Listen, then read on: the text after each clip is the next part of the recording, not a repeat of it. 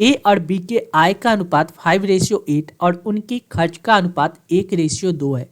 यदि बी के खर्च का 80% ए के आय के बराबर हो तो ए और बी के बचत के बीच का अनुपात ज्ञात कीजिए।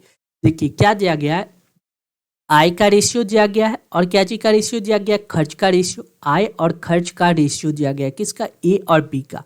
यानी ए की आय और बी की आय, ए की आय कितना दिया गया 5 और कितना 8, और उनके खर्च का रेशियो कितना दिया गया 1 और 2। अगर आय और खर्च का रेशियो है तो इसको फ्रैक्शन में एक्चुअल एक्स मान लेते हैं, 5x और 8x आय है, और खर्च कितना है 1y और यहाँ कितना 2y। ठीक, आगे क्या कर रहा है कि बी के खर्च का 80% ए के आय के बराबर है। तो बी कितना खर्च करता है 2y, 2y का 80% किसके बराबर है 80% यानी 80/100। ये किसके बराबर है, ए के आय के। ए का आय कितना है 5x के बराबर है। जब इसको सॉल्व कीजिएगा तो 0 से 0 कैंसिल हो जाएगा। ये आ जाएगा कितना, और 2 से काट दिया 2 × 5 = 10, 5 मरते। ये हो जाएगा कितना 25, यानी x/y हम लोग कितना लिख सकते हैं, ये देखिए ये 5 यहाँ के मल्टीप्लाई हो जाए 8/25 आ जाएगा कितना x/y का वैल्यू। यानी x का वैल्यू कितना 8, y का वैल्यू कितना आ गया 25।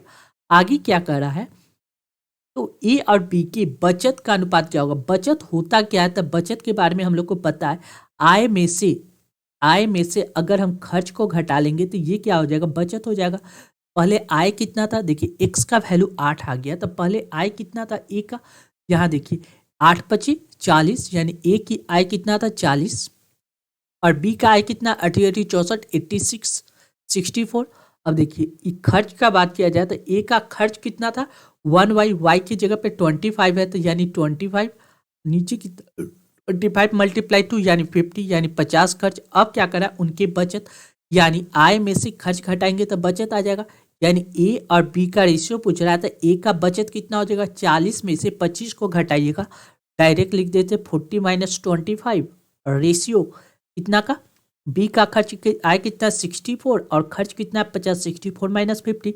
जब इसको सॉल्व कीजिएगा तो ये कितना हो जाएगा 15, रेशियो ये कितना हो जाएगा 14, यानी 15:14 इसका करेक्ट आंसर होगा। कौन सा, ऑप्शन बी, ऑप्शन सी इस प्रश्न का करेक्ट जवाब होगा। क्लियर है। नेक्स्ट अगला प्रश्न देखिए, अगला क्वेश्चन क्या कर रहा है, a + 1y(a) का वैल्यू दिया गया ये, तो इसका मान गया। आपको एक इक्वेशन पता होना चाहिए किसमें, देखिए a + 1y(a) बराबर k दिया होगा, k फॉर कांस्टेंट। तो a³ + 1y(a³ का वैल्यू कितना होता है, तो ये कांस्टेंट होता है k³ - 3k, k³ - 3k। Clear है, ये वाला आपको फॉर्मेशन आपको याद होना चाहिए। अब देखिए यहाँ देखिए k की जगह पे क्या दिया गया, k की जगह पे -6 दिया गया, तो इसका रिजल्ट कितना होगा, a³ + 1/a³ का वैल्यू पूछ रहा है, यानी k³ - 3k, यानी k की जगह पे यहाँ कितना है -6, तो -6 का क्यू -3, k की जगह पे कितना है -6। ठीक है, तो 6 का क्यू कितना होता है 216, 216 यानी -2 216 माइनस, और ये माइनस ऐड होके प्लस 36 18 यानी 18, यानी 216 में से 18 को घटाएंगे तो ये कितना आ जाएगा 198, कितना 198, वो भी कितना माइनस में। यानी करेक्ट आंसर ऑप्शन सी इस प्रश्न का करेक्ट जवाब होगा। कौन सा, ऑप्शन सी। नेक्स्ट, यदि रीना 12 मोबाइल इतना में बेचती है जिसका क्रय मूल्य इतना प्रति फोन है, यानी एक फोन का क्रय मूल्य इतना है, उसने क्या किया 12 फोन को इतना में बेचा, तो कुल लाभ कितना होगा। देखिए 12 फोन को बेच रही कितना 18,08,160 में, 18,08,160 में बेच रही कितना फोन 12 फोन। तो एक फोन से यानी 12 से डिवाइड कर देंगे तो एक फोन का वैल्यू निकल जाएगा। यानी इसको जब 12 से डिवाइड कीजिएगा तो ये कितना मरते लाएंगे, एक मरते लाएंगे 12, 6 2 8 6 68। अब कितना लगाए 12 25 60, 5 मरते लगाएंगे तो 60 आ जाएगा। ये कितना बचेगा 8, ये आ जाएगा 1। अब कितना मरते लगाएंगे 6 मरते लगाए 12 छक 72, यानी 12 छक 72 यानी 72, यानी ये बच जाएगा कितना, ये बच जाएगा आपको कितना 9। अब कितना उतर जाएगा 6। अब कितना मरते लगाएंगे, तो अब लगा देंगे 8 मरते, यानी 96 कैंसिल हो जाएगा। यानी अब एक जीरो यहाँ बच रहा है, यानी एक जीरो को एक जीरो, यानी एक फोन का क्रय मूल्य कितना हो गया एक फ़ोन का विक्रय मूल्य हो गया 15,680 रुपया, और एक फ़ोन को हमने कितना में खरीदा था? 14,556 रुपया में। यानी एक फ़ोन पे हमको प्रॉफिट कितना हो रहा है? ये प्रॉफिट हो रहा है कितना? 10 में से 6 गया 4, ये हो गया 7, 5, 6, 7, 2, 6, ये हो गया 1, यानी 1624 रुपया एक फ़ोन पे प्रॉफिट हो रहा है। एक फ़ोन पे प्रॉफिट हो रहा है। हमने कितना फ़ोन बेचे हैं? कुल कितना प्रॉफिट? हमने 12 फ़ोन बेचा है, यानी 12 से इसको मल्टीप्लाई कर दिया तो ओवरऑल प्रॉफिट पता चल जाएगा। जब इसको 12 से मल्टीप्लाई कीजिएगा तो ये आ जाएगा आपको कितना? 19488, 19488। यानी करेक्ट आंसर ऑप्शन ए इस प्रश्न का करेक्ट जवाब होगा। कौन सा? Option A. क्लियर है? नेक्स्ट अगला प्रश्न देखिए। अगला क्वेश्चन कर रहा है, एक विद्यार्थी को उत्तीर्ण होने के लिए 40% अंक प्राप्त करना आवश्यक है। उसे एक परीक्षा में 40 अंक प्राप्त हुआ और 40 अंकों से अनुत्तीर्ण हो गया। यदि 40% अंक लाता तो वह पास हो जाता। उसने क्या किया? 40 अंक तो प्राप्त किया लेकिन 40 अंक से अनुत्तीर्ण हो गया। अगर वह 40 अंक और ले आता तो पास हो जाता। यानी टोटल पास होने के लिए उसको कितना होना चाहिए? 80 अंक लाना चाहिए या पास। अब देखिए 40% का वैल्यू कितना दिया गया है? 80। यानी 1% का वैल्यू कितना हो? 4 दूना 8, 2। 1% का वैल्यू कितना हो गया? 2। हमसे पूछ रहा परीक्षा में परीक्षा को प्राप्त करने योग्य अधिकतम अंक कितना? अधिकतम अंक कितना? 100%। यानी 1% का वैल्यू 2 आ गया तो 100% यानी 200। यानी करेक्ट आंसर ऑप्शन सी इस प्रश्न का करेक्ट जवाब होगा। कौन सा? Option C. नेक्स्ट अगला प्रश्न देखिए, कह रहा है किसी प्राकृतिक संख्या को 4, 5, 6 अथवा 7 से विभाजित करने पे प्रत्येक मामले में एक शेष बचता है, वह सबसे छोटी संख्या कौन सी होगी? सबसे छोटी संख्या यानी एलसीएम ले लीजिए। 4, 5, 6 और 7 का एलसीएम लेंगे तो ये एलसीएम कितना आएगा? देखिए 2 से लगा देते, 2 दूना 4, 5, 2 3 6 और ये आ जाएगा 7। अब नहीं लगेगा। अब देखिए 2 दूना 4, 4 5 20, 20 20 23 60, 60 छक 6 42 यानी 420। यानी इसका एलसीएम कितना होगा? 420। वह संख्या जो 4, 5, 6 और 7 से पूर्ण रूपेण कट जाएगा, लेकिन हमको क्या करा है? एक शेष बचना चाहिए, यानी एक हमने इसमें ऐड कर दिया। यानी करेक्ट आंसर कितना हो जाएगा? 421। यानी ऑप्शन ए इस प्रश्न का करेक्ट जवाब होगा। कौन सा? Option A. नेक्स्ट, निम्नलिखित में कौन सा भिन्न 5/9 के बराबर नहीं है? देखिए सबसे पहले आप इसको सिंप्लीफाई कीजिएगा। पहला ऑप्शन में कितना दिया गया? 105 बटा कितना? 198। जब इसको काटिएगा तो ये नहीं कटेगा, यानी यह संख्या 105 बटा 198 नहीं कटेगा, यानी यह संख्या 5/9 के बराबर नहीं है। यानी ऑप्शन ए इसका करेक्ट जवाब होगा। कौन सा? Option A. अगर आप इसको चेक कीजिएगा, ऑप्शन बी को अगर चेक कीजिएगा तो देखिए 80 बटा कितना दिया गया? 144। 16 से काटिएगा तो 16 5 80, 16 नमा 44, 16 नमा 44, यानी 16 5 80, 16 से कट जाएगा। 40 को काटिएगा तो 8 से कट जाएगा, 8 5 40, 8 नमा 72। ये देखिए 25 को 5 से काटिएगा, 50 25, 5 नमा 45, 5/9। सारा संख्या कितना? 5/9 बन रहा है, लेकिन 105 बटा 198 नहीं बन रहा है। यानी correct answer option A. Next, एक कक्षा में 18 लड़के और कुछ लड़कियां हैं। एक परीक्षा में लड़कों का औसत अंक 12 जबकि लड़कियों का 14 है। यदि कुल औसत 13.1 हो तो कक्षा में छात्रों की कुल संख्या ज्ञात कीजिए। देखिए बॉय का एवरेज कितना दिया गया है? बॉय का दिया गया है 12 और गर्ल का दिया गया 14, 14। ठीक, बॉय और गर्ल दोनों का दिया गया कितना? 13.1। जब इसको एलिगेशन लगाइएगा तो यहाँ पे क्या आ जाएगा? देखिए 14 में से ये जाएगा तो कितना हो जाएगा? 0.9। 12 घटेगा तो ये कितना? 1.1। यानी पॉइंट हटाएंगे तो ये कितना आ जाएगा? 9 और 11। यानी बॉय कितना है? 9 और गर्ल कितना है? 11। लेकिन क्वेश्चन में क्या कर रहा है? बॉय की संख्या कक्षा में 18 लड़के, यानी 9 यूनिट का वैल्यू कितना दिया गया? 18। इसमें 2 से मल्टीप्लाई करेंगे तो 18 आ जाएगा। यानी गर्ल की संख्या कितना हो जाएगा? 11 दूना 22। ठीक, पूछ क्या रहा है? तो कक्षा में कुल कितने स्टूडेंट, यानी टोटल हमसे पूछ रहा है। यानी 18 + 22 यानी कितना हो जाएगा? 8 2 10, 2 1 3 1 4 यानी 40 इसका करेक्ट आंसर होगा। कौन सा? ऑप्शन ए इस प्रश्न का करेक्ट जवाब हो जाएगा। नेक्स्ट अगला क्वेश्चन कह रहा है 31,250 का 8% वार्षिक दर से 2.3/4 वर्ष का चक्रवृद्धि ब्याज ज्ञात कीजिए। हमको पता है अमाउंट का फॉर्मूला क्या होता है? ए बराबर क्या होता है P इंटू 1+R/100 100 इसके पावर टी होता है। ये कब लगाते हैं जब नॉर्मल हो ये, लेकिन ये पूर्णांक में दिया गया हो तो पूर्णांक में क्या करते हैं इसी में 1+RT बट्टा क्या करते 100 कर देते RT/100। अब इसको सॉल्व करेंगे यहाँ पुट करके, तो देखिए ए की जगह पे कितना दिया गया 31,250 ठीक, into 1+R rate of interest कितना दिया गया है 8%, 8/100। यह टाइम कितना दिया गया 2 वर्ष का ठीक, 1+R आर रेट कितना दिया गया 8% और टाइम कितना दिया गया 3/4 ठीक, बटा कितना 100। इसको जब सॉल्व कीजिएगा तो देखिए 31,250 मल्टीप्लाई, ये देखिए 4 से काट देते 4 दूना 8, 25 चौका 100, 25 मरते 25, 26 27, 27/25 आ जाएगा ठीक, मल्टीप्लाई कितना 27/25 मल्टीप्लाई। अब देखिए 4 से काट दिए 4 दूना 8, 2 3 दूना 6 यानी 106, 106 बटा कितना आ गया 100। जब इसको टोटल को सॉल्व कीजिएगा तो ये सॉल्व होके आपको कितना आ जाएगा देखिए, अब इसको 106 आ रहा है यानी 5 से काट सकते हैं 25 से, ये कट जाएगा कितना 5 से काट देते 5, 2 से काट देते 2 पचे 10 50, ये कट जाएगा 2 पचे 10 2 तेज 53, 53 ये जीरो से ये जीरो कैंसिल हो जाएगा ठीक।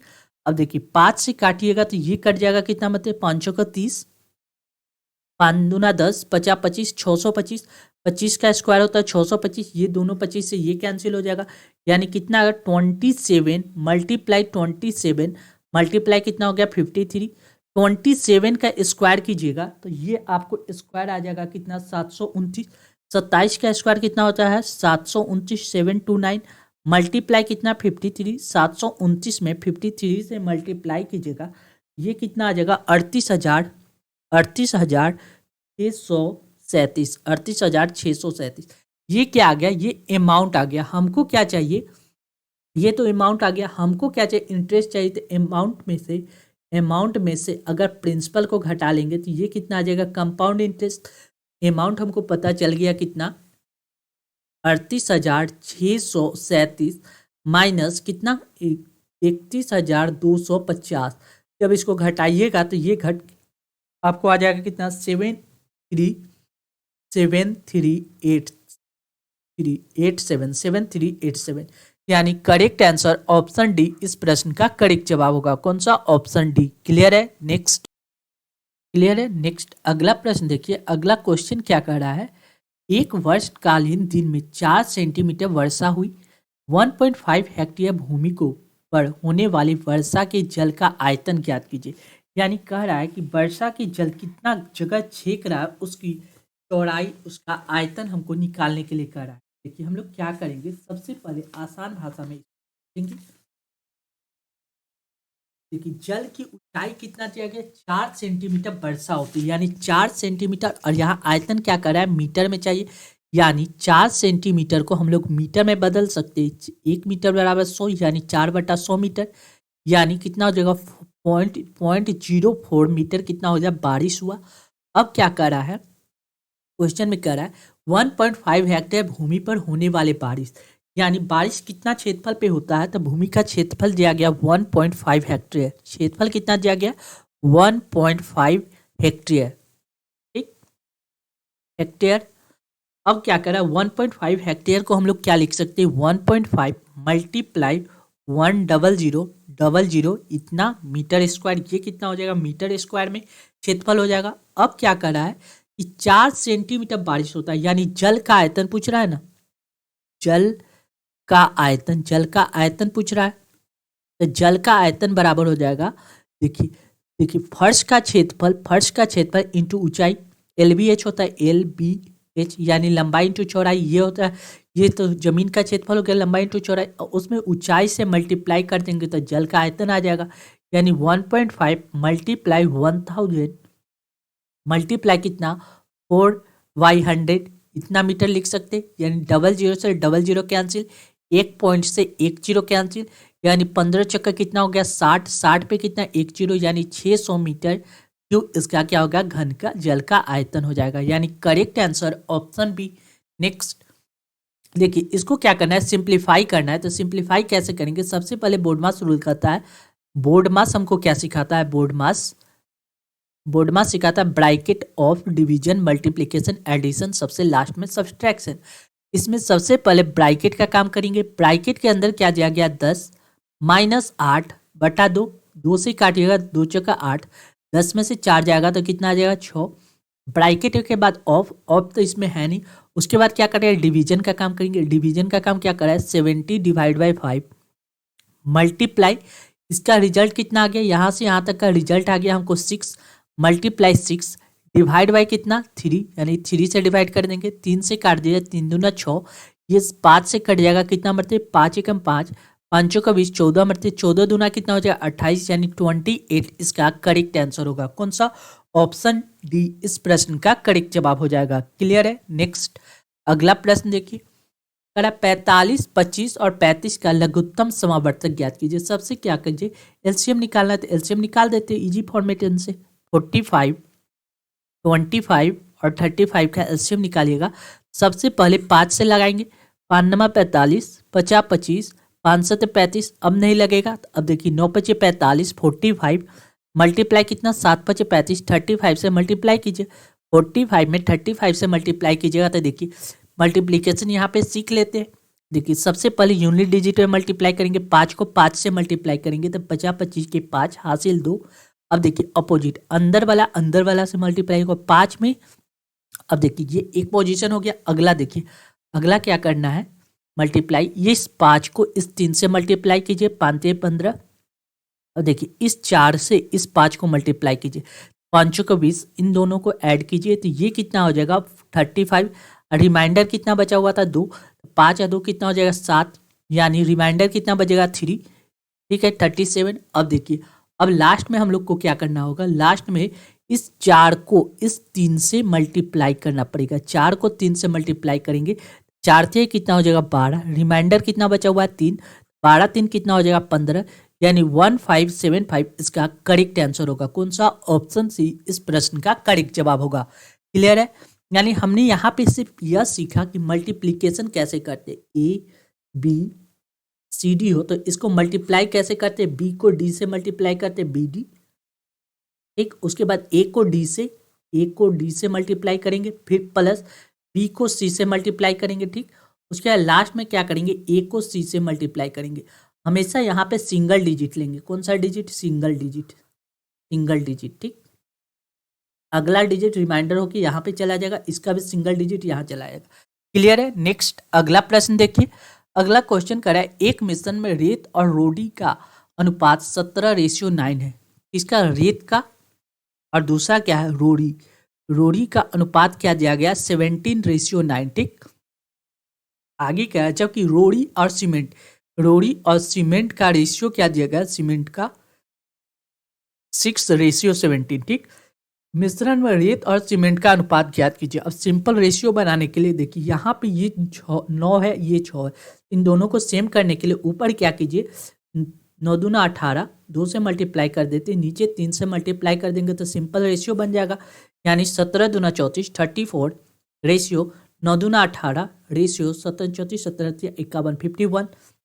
ठीक है, अब क्या कीजिए अब क्वेश्चन में क्या कर रहा है? रेत और सीमेंट का, तो रेत की जगह पे 17 और सीमेंट की जगह पे रेत और किसका? सीमेंट का पूछ रहा है। ये देखिए इजी वे से में रेत की जगह पे 34 और सीमेंट की जगह पे 51। 17 से काटिएगा तो 17 दूना 34, 17 या 51 3, यानी 2:3 इसका करेक्ट आंसर होगा। यानी ऑप्शन ए इस प्रश्न का करेक्ट जवाब हो जाएगा। नेक्स्ट, ए और बी के वर्तमान आयु का अनुपात 77 साल है। 7 साल पहले ए की आयु बी की आयु का 2.5 गुना थी। देखिए ए का आयु किसका? बी की आयु का कितना गुना? 2.5 गुना। बी अगर 1 है तो ए कितना था? 2.5, यानी यह पॉइंट हटेगा तो इधर 10 आ जाएगा, यानी 10 से मल्टीप्लाई कर देते। अब क्या करा है? ए की वर्तमान आयु ज्ञात की 7 साल पहले यह रेशियो था। ठीक है, यानी अब क्या?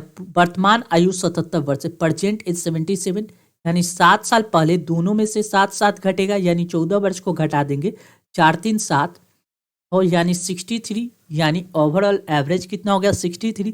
5 से काट दीजिए, 50 25, 5 दूना 10, यानी 5 2 कितना हो गया? 7 यूनिट का वैल्यू कितना दिया गया? 63।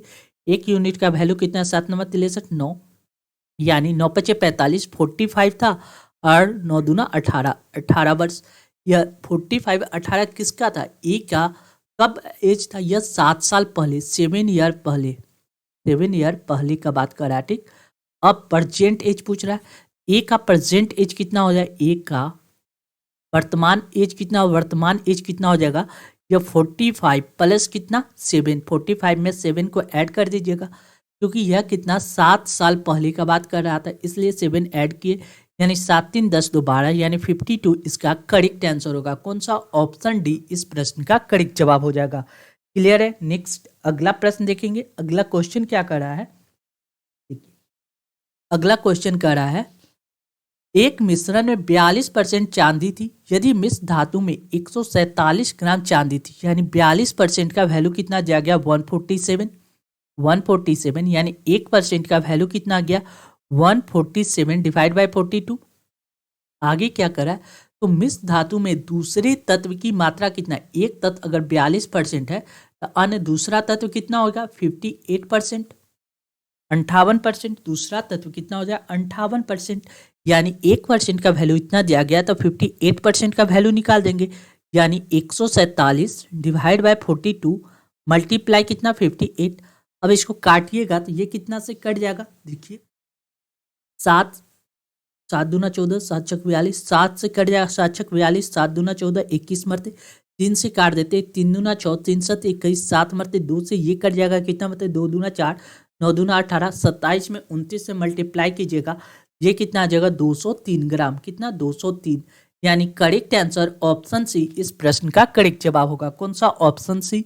नेक्स्ट, निम्नलिखित में से कौन सी भाज्य संख्या है, भाज्य संख्या उसको कहते हैं जिसका देखिए भाज्य के अपोजिट अभाज्य संख्या, देखिए अभाज्य संख्या उसको कहते हैं जिसका मल्टीपल 1 गुने इटसेल्फ हो, क्या 1 गुने इटसेल्फ। ठीक, यानी एक और केवल स्वयं से मल्टीप्लाई हो, जैसे 73 है, 63 का बात किया जाए तो ये 3 से मल्टीपल है, 3 का मल्टीपल है, 4 9 का मल्टीपल है, यानी भाज्य संख्या कौन है, तो ऑप्शन बी ही भाज्य संख्या, बाकी सब क्या है, अभाज्य संख्या। इन सभी का कोई फैक्टर नहीं होगा, इसका भी कोई फैक्टर नहीं होगा और इसका भी कोई फैक्टर नहीं होगा। क्लियर है। नेक्स्ट, पी और क्यू एक कार को मिलकर 6 दिन में समाप्त कर सकते हैं। देखिए पी और क्यू एक साथ मिलता है, एक काम को 6 दिन में समाप्त कर लेता है।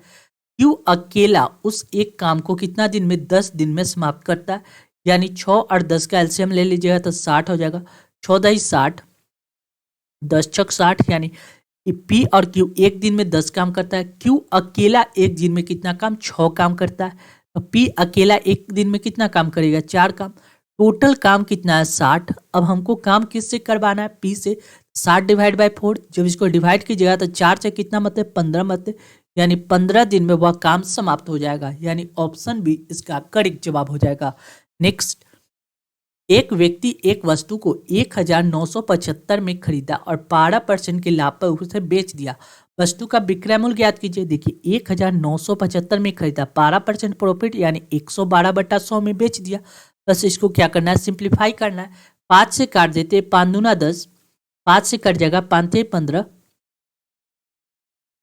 9 पचे 45, 45 46 47 2 50 25, 5 मारते।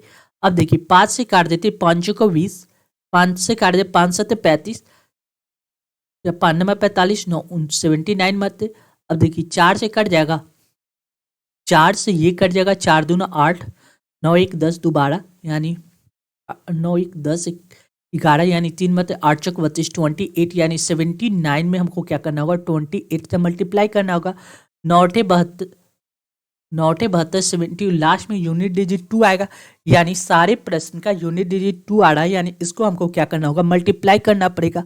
ये मल्टीप्लाई कीजिएगा तो 2212 इसका करेक्ट मल्टीप्लीकेशन प्राप्त हो जाएगा, यानी ऑप्शन सी इस प्रश्न का करेक्ट जवाब हो जाएगा। नेक्स्ट, 3 संख्या का औसत दिया गया 16.5, यदि पहली दो संख्या का औसत 15.5 जबकि अंतिम दो संख्या का औसत 18.5 हो तो तीनों संख्या ज्ञात कीजिए। देखिए 3 संख्या का ओवरऑल एवरेज कितना दिया गया, 16.5। ठीक, देखिए पहला दो संख्या, ठीक, इसका एवरेज कितना दिया गया, 15, होना कितना चाहिए 16.5, है कितना 15, यानी कितना कम है।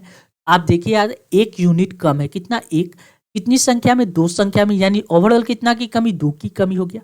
आगे क्या कर रहा है, तथा जबकि अंतिम दो संख्या यानी यह संख्या एक बार और रिपीट हो गया, अंतिम दो संख्या का एवरेज कितना दिया 18.5, होना कितना चाहिए 16.5, है कितना 18.5, यानी कितना ज्यादा है तो एक ज्यादा है, कितनी संख्या में 16, 17 की 18, कितनी ज्यादा है 2 ज्यादा है, कितनी संख्या में 2 संख्या यानी ओवरऑल कितना 4 की वृद्धि। यानी इन दोनों का डेविएशन देखिएगा तो +2, यह जो संख्या है, ये जो संख्या है यह एवरेज से 2 ज्यादा है, यानी बीच वाली संख्या एवरेज से 2 ज्यादा है, यानी बीच वाली संख्या कितना हो जाएगा 16.5 से 2 ज्यादा, यानी 16, 17 की 18, यानी 18.5 के आप बीच वाली संख्या प्राप्त हो गया। क्वेश्चन में कह रहा था तीनों संख्या कौन सी होगी, देखिए पहली, दूसरी, तीसरी। दूसरी संख्या कितना होना है 18.5, ये नहीं है। दूसरी संख्या ये भी नहीं है। दूसरी संख्या 18.5 ये हो सकता है, ये नहीं, यानी केवल ऑप्शन सी ऐसा है जिसका बीच वाली संख्या कितना है 18.5, यानी correct answer option C. Next अगला प्रश्न देखिए, ए के 50% का 80% बी के 25% के 3 गुने के बराबर है, ए बी से कितना प्रतिशत अधिक है। देखिए ए का 50%, 50% का देखिए इसमें फ्रैक्शन चेक कर लीजिए, 50% का फ्रैक्शन वैल्यू कितना होता है 1/2। अब देखिए 80%, अब हमको क्या पता है 80% निकालते कैसे, तब 20% का फ्रैक्शन वैल्यू होता है 20 25 100 1/5, ठीक। इसका यह कितना गुना है, तो आप देखिएगा तो 4 गुना है, यानी 80% का फ्रैक्शन वैल्यू कितना हो जाएगा 4/5। क्लियर है। आगे क्या कर रहा है, यहाँ कितना 25%, एक 25% भी देख लीजिए, 25% का फ्रैक्शन वैल्यू होता है 1/4, ठीक। क्वेश्चन में कह रहा है ए के 50%, यानी ए का 1/2 का मतलब गुना 80% यानी 4/5, यह किसके बराबर है, यह बी के कितना 25%, यानी 1/4 के 25% के 3 गुने, 1/4 के 3 गुना के बराबर है। जब इसको सॉल्व कीजिएगा तो 2 से 4 2 कट जाएगा। अब देखिए यहाँ क्रॉस मल्टीप्लाई कीजिएगा, यानी a/b हम लोग लिख सकते हैं, यानी a की जगह b यहाँ चला जाएगा, ये 5 ऊपर आ जाएगा 14, 5 15, ये 2 यहाँ से मल्टीप्लाई होगा 4 दूना 8, यानी a 15 है और b 8 है। पूछ रहा है a b से कितना अधिक है, या कितना अधिक है, तो आप देख लीजिएगा 8 दूना 16, यानी ये 7 अधिक है, यानी 7 अधिक किससे 8 से, यानी कितना परसेंट अधिक है, यानी परसेंटेज में निकाल देंगे, यानी 700 को 8 से डिवाइड कीजिएगा तो ये कितना आ जाएगा 87.5, 87.5, यानी करेक्ट आंसर ऑप्शन सी इस प्रश्न का करेक्ट जवाब होगा। कौन सा, ऑप्शन सी, क्योंकि 8 7 56, 80 64 64 मारते लगाएंगे, यानी केवल ऑप्शन सी ऐसा है जिसमें अधिक दिया गया है। ये तो ऑप्शन होगा नहीं, ये ऑप्शन होगा नहीं, ये भी ऑप्शन नहीं होगा, क्योंकि इसमें 4 6 आ रहा है, यहाँ पहला ही ऑप्शन में 8 आ रहा है, यानी correct answer option C. Next, निम्न में से कौन सा परिमेय संख्या, परिमेय संख्या उसको कहते हैं जिसको पी बाई क्यू के रूप में लिखा जा सकता है, where Q not equal to 0, यहाँ क्यू 0 ना हो। अब देखिए यहाँ पे क्या दिया गया, रूट के अंदर सब बार 128 दिया गया, तो क्या कीजिए 128 का एलसीएम ले लीजिए, 128 का एलसीएम लेंगे, 2 से लगाएंगे, 6 दूना 12, 4 दूना 8, फिर 2 से लगाएंगे, 2 तेज 6, 2 दूना 4 32, फिर 2 से लगाएंगे तो ये आ जाएगा 16, फिर 2 से लगाएंगे तो 8, फिर 2 से लगाएंगे तो 4, फिर 2 से लगाएंगे तो 2, यानी कितना 1 2 3 4 5 6 7, यानी 128 को हम कितना लिख सकते हैं 2 की पावर 7। इसकी रूट ऑप्शन ए चेक करें, ऑप्शन ए में, यानी इसके 7 रूट लगा हुआ है, यानी ये रूट से बाहर निकलेगा तो कितना आएगा 2, यानी 2 ऐसी संख्या है जो परिमेय संख्या यानी पी वाई क्यू के रूप में लिखा गया है 2/1, वेयर 1 नॉट इक्वल टू 0, यानी केवल ऑप्शन ए ऐसा है जिसको पी बाई क्यू के रूप में लिखा जा सकता है, और वह संख्या क्या है, परिमेय संख्या है। नेक्स्ट, यदि 200 मीटर लंबी रेलगाड़ी जिसकी चाल 60 किलोमीटर प्रति घंटा एक सिग्नल को पार करने में कितना समय लेगा, सिग्नल को पार करना हो तो उसको अपनी लंबाई कितनी दूरी तय करना पड़ेगा। समय टाइम बराबर क्या होता है, डिस्टेंस अपॉन